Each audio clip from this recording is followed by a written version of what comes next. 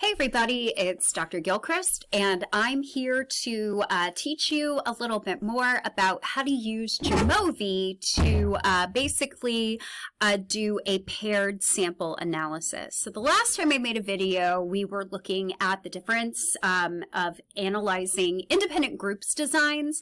So just as a reminder, in an independent groups design, you have an independent variable with two different levels, and each participant is only exposed to one level of the independent variable. So in the example that I showed you in the video, we had one group that was a control group that had a standard golf ball. In the other group, they had a golf ball that was considered lucky, and each person was only assigned to one group. Now, we're talking here about a paired sample analysis. So this is when you have an independent variable with two different levels, and everybody is exposed to both conditions. So I want to tell you a little bit about the data set before I go into analyzing it. So does style of dress influence a woman's chance of being hired by a male employer? To find out, researchers created photos of 10 applicants to an entry-level analyst position. Each had CVs, resumes, with similar qualifications, but in half the photos, the women were dressed conservatively, business attire with a long skirt or pants, and in the other half, the women were dressed provocatively. The applications were sent to 30 male HR managers to evaluate. Each manager gave a ranking from 1, never hire, to 10, certainly hire. Reported here is each manager's scores averaged by type of dress. The conservative column has the average ranking given to all 5 conservatively dressed candidates, and then the provocative is the average of all of the 5. So here you can kind of see the data that we're going to be using, and here is the data in JAMOVI. So you can see here we've got our 30 HR managers, and then we have our average for conservative dress and average for our provocative dress. And again, just kind of going back at that data, 1 is never higher, 10 is certainly higher. So higher ratings mean a greater likelihood to hire.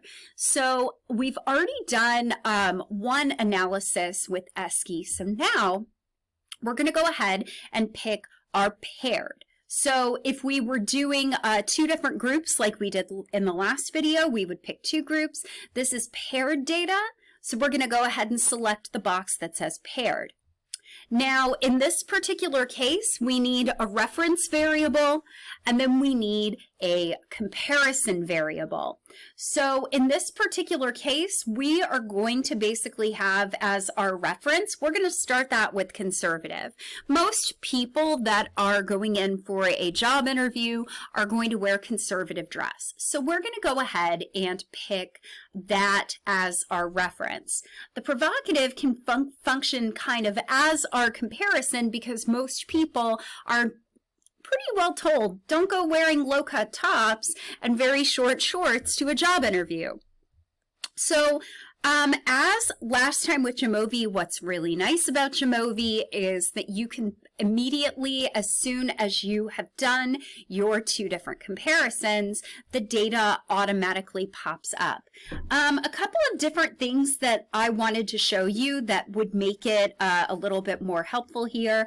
I've clicked on a couple of different extra boxes here. So I've clicked on extra details. So for those of you who are interested in things like the standard error of the mean, it will be reported here, as well as the calculation components so that you can kind of see the variability, the sample size component, and the t-statistic for that component. And again, for those of you who are interested in null hypothesis testing, we're going to go ahead and select hypothesis evaluation. And we're basically going to evaluate a null hypothesis that Sorry about that, I had to sneeze. We are basically going to say that the null hypothesis is that there's no difference between these two conditions. Both groups are equally likely to hire. So we have a 95% confidence level. Our effect size difference, our effect size of interest is the mean difference. So again, let's kind of make my head disappear so we can walk through this data. And we are going to move this data over so that we can see what we're kind of looking at here. So I want to move this data over. Will you let me, please? Well, it seems like it's not quite working. We can kind of scroll over this way. So, oh, there we go. We can move the data and thus we can see our analysis. So you can see that when I added those extra details, you can see a couple of different things. So first we have our conservative. This was a mean of 3.73. Interestingly enough, the provocative mean is slightly higher with 4.87, and that kind of indicates to us that these male HR representatives were more likely to hire somebody who was provocatively dressed. So here we have our lower bound for our 95% confidence interval for conservative. Here's the 95% confidence interval for provocative, the respective margins of error on those confidence intervals, the standard error of the mean, the median, the standard deviation, and you can see here we've got some homogeneity of variance, our range, so our minimum, our maximum, our percentile, and our degrees of freedom, which is the number of pairs that we have -1. If we look at the correlation between these paired measures, so remember that this is the same HR manager making those different ratings for groups, you can see that they're not actually very highly correlated at all. They have a correlation of about 0.46, so that's kind of telling to us. It's not actually as highly correlated as we thought. If we look at the mean difference, so I want us to focus on the bottom column here, so we're looking at our difference between provocative minus conservative. You can see here that the mean difference is about 1.13. That means that the HR managers gave 1.13 higher rating to women who were provocatively dressed.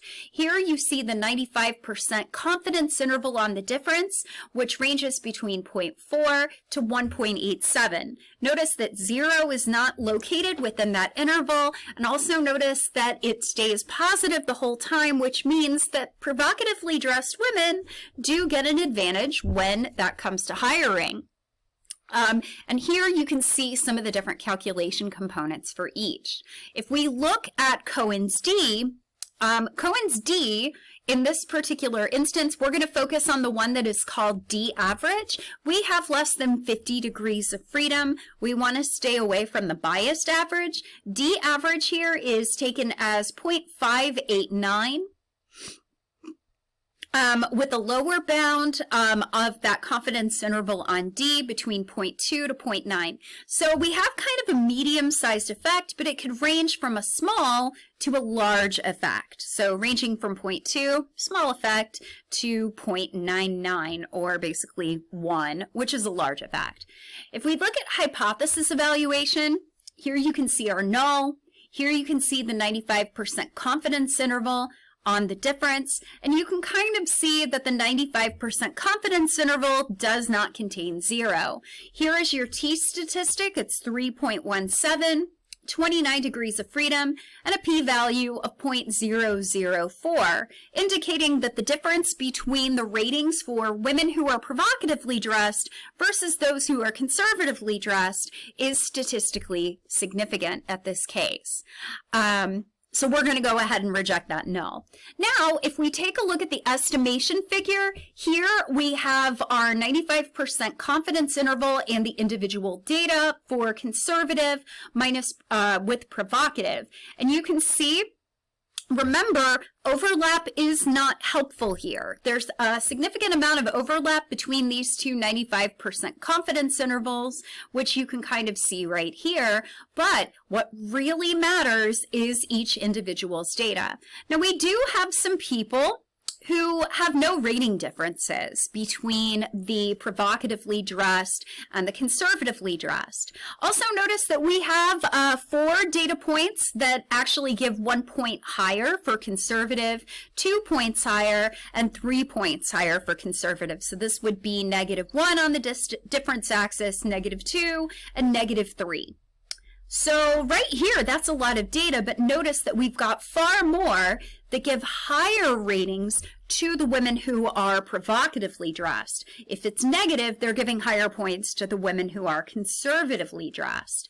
And notice here, we have a difference of 1, 2, 3, 4, 5, 6. So we actually have somebody who had a 6-point higher range for provocatively dressed compared to conservatively dressed. And it's this person right here. So this person, one of these people has a rating at 3 for conservative. This goes all the way up to 9 for provocative, indicating that 6-point difference. So you can see here is our mean difference, which is about 1 point. Here is the 95% confidence interval on the difference, our individual data points. Here's our null, and you can see that our confidence interval does not touch it. So we have good reason to believe that this is a significant difference. And in the population, if this were tested in the population, the actual difference would range between about 0.5 to just shy of 2 points, more likely to hire women that are provocatively dressed. Now remember that this is fake data. Please remember to show up appropriately dressed for your job interview. But hopefully this helps you figure out how to do this in ESCI, how to interpret the data in ESCI, and we will talk about meta-analysis next time.